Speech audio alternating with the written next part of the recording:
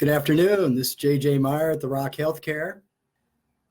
I feel pretty happy and healthy and strong right now, but you know what the number one ailment I see with especially women? It's fatigue. Does this sound like you? Overwhelming fatigue. You wake up tired, you go to bed tired. That's the common denominator I see with this. But there's not one size fits all. That's kind of what I found with fatigue is that it's amazing how many women have this. And, it could be causes such as heavy metals build up in the body, or it could be infections or toxins or hormone imbalance or stress or combination of two or three of these. Or it could be maybe reactive foods or really a sick gut. So you guys, you go to the doctor and he says, man, you got a lot of hats. You guys are busy. And I can see why you're stressed. I'm going to give you something for that stress. So we give an SSRI or something, neurotransmitting altering drug. Or another common denominator is people that are fatigued have pain. There's pain in the neck and shoulders or in the low back, different areas of the body, which is real common. And we see that with fatigue. In fact, a common ailment in America is a condition called chronic fatigue syndrome. And chronic fatigue syndrome doesn't have a differential diagnosis that can be given by a lab test, and which is kind of frustrating. You're fatigued and you really don't know why. And it's just a vicious cycle, isn't it? So how do we determine it? And how do we overcome that if you have fatigue? And do you agree that that's a common problem? So it could be maybe it's not diagnosed. Fatigue to me is a symptom. Again, we don't treat the symptom. We don't cover it up. It's something we don't give antacids because your gut's aching. Because we found out last week that neurotransmitters are actually made by bacteria in the gut, whether it's serotonin, dopamine, or if it's a GABA, something that makes us happy and gives us a reward system. We cannot change that by man-made drugs because our body produces those. So by doing that, it's not going to be regulated. Because one day, if your body is actually starting to heal and the gut's getting healthy where these transmitters are made, it's going to alter that. I'm just using that as an example.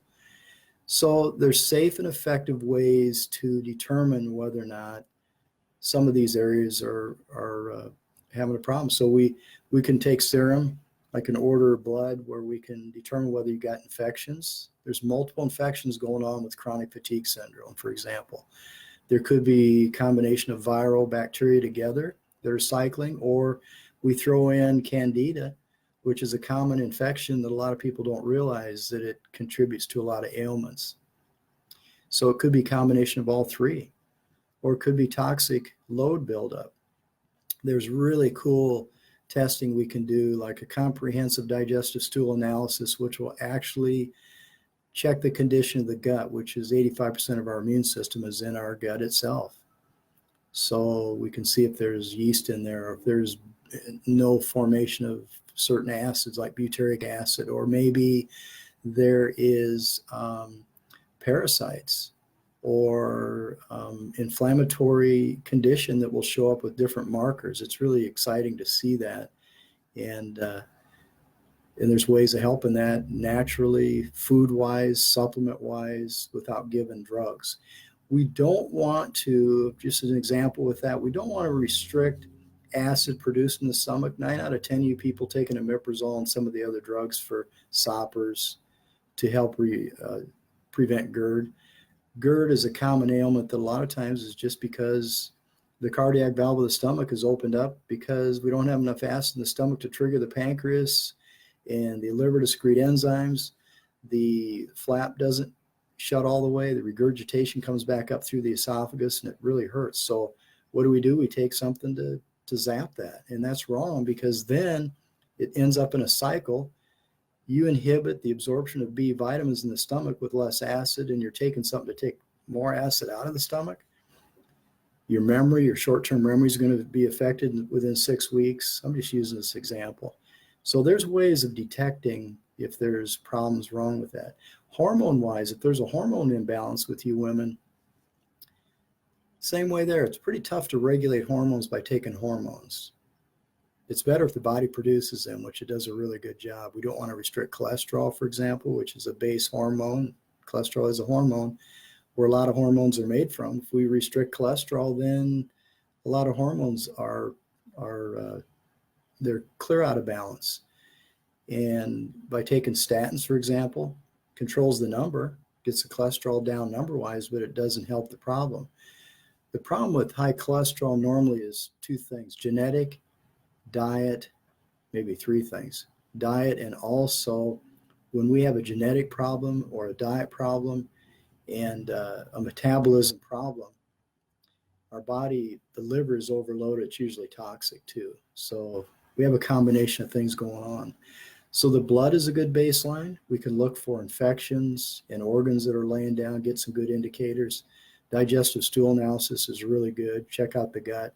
And also hormones and urine are the best ways of detecting hormone imbalance would be by a saliva test. So yeah, just some food for thought. To overcome fatigue can be a frustrating thing, but to me, it's a real challenge to put together a plan, a change in diet, up in some moderate exercise, which just what you don't feel like doing is exercising when you're fatigued. But it's amazing when you start gradually. And another big contributor to fatigue is dehydration. Women, you guys need about 80 ounces now a day, and guys 120. And that's a lot of water to start out with. But after 2 weeks, another big reason for fatigue is adrenal fatigue, which is part of our hormone system. Our adrenals get blown, and that's 70 to 80% of the fluid balance in our body is regulated by the adrenals. Isn't it a wonder that adrenal fatigue, high cortisol, we're going to be tired? So with dehydration, it contributes to that. So up the water. Just a little tip there. And sleep, lack of sleep.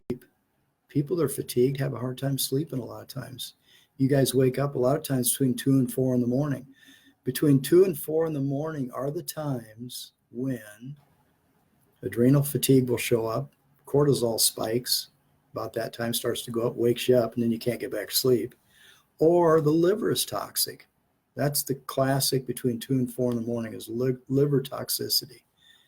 And what happens then, the liver's toxic, it's an angry organ. You know, the basal temperature of our liver is almost 10 degrees hotter than the temperature of our body. Isn't that amazing? Just to think that. Hi, Tracy. Hi, Victoria. Good to see you guys checking in. It's fun to talk about this because, you know, the liver, none of us can live without a liver. It's only got 500 functions a day. So I said it's an angry organ. If your liver is toxic, people will virtually be angry. You'll wonder why. You'll just, it isn't always things that you think would set them off. It will make you angry. We never give it a rest in America. We have no intermittent fasting. We have no fasting at all. We think we got to eat 3 meals a day. We don't. And if you need help with that, give me a shout here. That's what I do.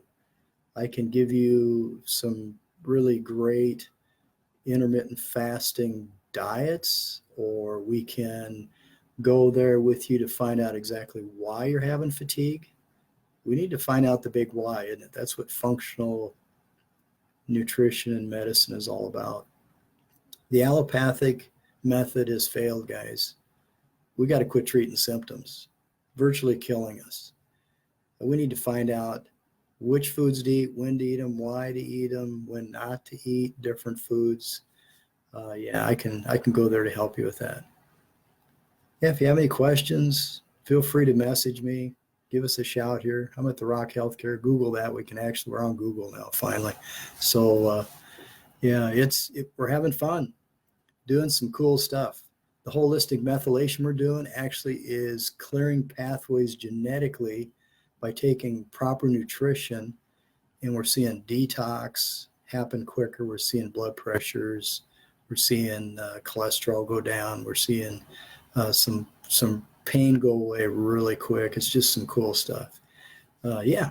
So yeah, if you got anything you'd like to visit about, even right now, any comments for you guys, I'll be glad to answer any questions. But other than that, yeah, tune in and I try to do these as often as I can. But this is a fun one. Fatigue is a common ailment. And you women, I feel for you because you outnumber the guys with this. But there's a lot of things we can do, and there's a lot of things that we are doing right now that are aggravating this. So up the water, try to get some rest, try to taper off those medications you're taking to sleep. Try 5-HTP if you have to, which is 5-hydroxytryptophan. It converts to melatonin. Even people that think melatonin is safe, it's not good to be on regular melatonin. 3 milligram at the most occasionally is okay, but not nightly. And even a little magnesium citrate, doesn't take a lot, or glycinate is good source to help relax you and help you sleep about an hour before you go to bed. Just some tips there. But yeah, try to visit with somebody like me that knows a little bit about some of the stuff we're talking about, because we can't shotgun this. It's not a one size fits all. All you guys are different. So yeah, thank you, and thanks for joining me today, and have a great rest of the week.